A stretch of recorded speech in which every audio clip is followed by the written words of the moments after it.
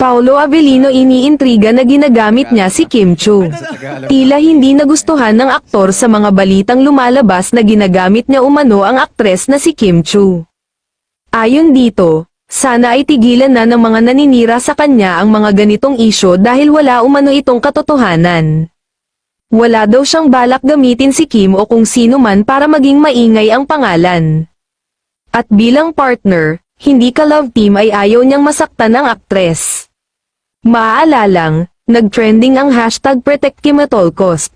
Marami kasi ang nagre-react sa chikang ginagamit ng aktor ang ex ni Sian Lim. Mabait daw si Kim at deserve ng totoong magmamahal at hindi paasahin siya.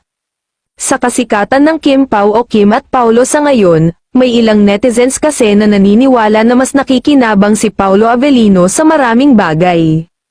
Sa kanilang dalawa daw kasi ni Kim Chu, ang aktres ang higit na laging nasa limelight, maganda ang exposure, may solid following at sagana sa mga endorsements.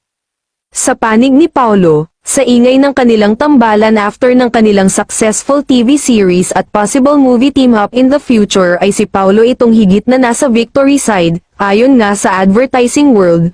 Tumaas kasi bigla ang marketability ng aktor after nitong malink kay Kim at patunay nga rito ang napakarami umanong inquiries para i-endorse ang mga products at services ng mga ito.